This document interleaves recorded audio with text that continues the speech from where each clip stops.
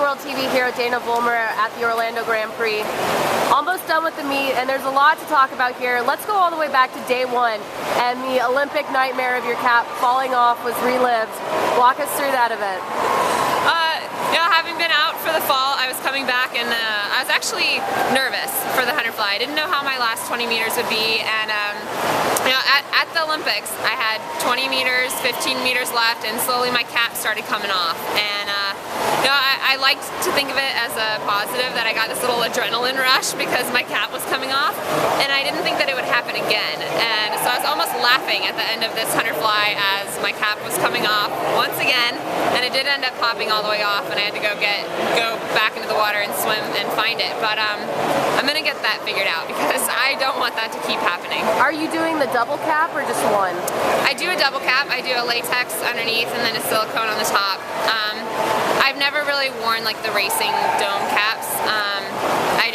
They haven't been my favorite cap, but I'm working with Speedo to try and figure out a way that my cap will not come off. Yeah, so obviously the Grand Prix is not as high of pressure as the Olympics. What was going through your mind in London? Take us back to that when your cap came off.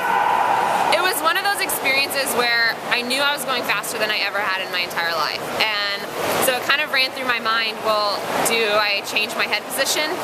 No. Do I change my body position so my cap doesn't come off? No. So I just kind of had to smile and say it's probably going to come off. And I couldn't control it at that point. And so just trying to keep myself calm, keep doing what I was doing, and just get my hand on the wall. And the same thing for being here.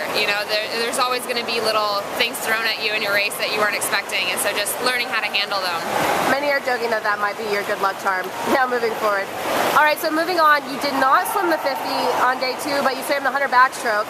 And what's new at the Arena Grand Prix is a C and B final that follow the A and B full meet. So you actually made the C final in the 100 backstroke and decided to come back and swim it. So that's obviously a different atmosphere. It's after the real exciting part of the meet. How was day 2 finals for you?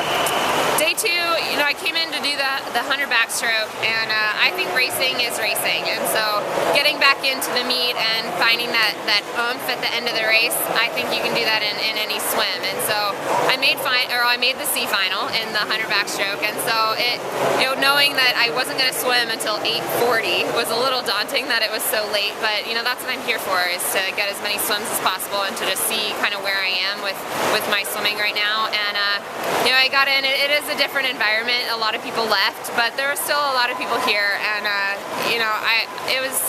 I think it's fine. I like them being split up because there's not as many people in the warm-up pool. There's not as many people warming down or on the deck, and so it gives the athletes time and space to prepare properly for each final. And your third event, the 100 free tonight, swam it this morning, coming back second in finals. What are your expectations for this 100 freestyle? I'm kind of going in with kind of no expectations of myself.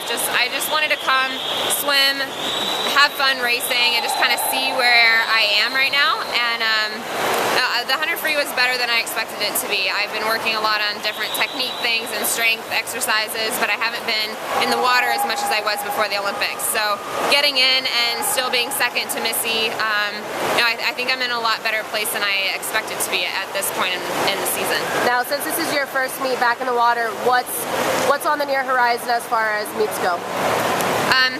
My next meet, I think I'm going to do just the 100 fly on day 1 of the Mesa Grand Prix, and then I've been doing a lot of speeches for the American Heart Association and doing a lot of work with them, and so then I have to fly to Knoxville to do a speech. So I'm just going to do day 1 of that meet, but then I'm going to go to the Ultra Swim and to Santa Clara before the World Champ Trials.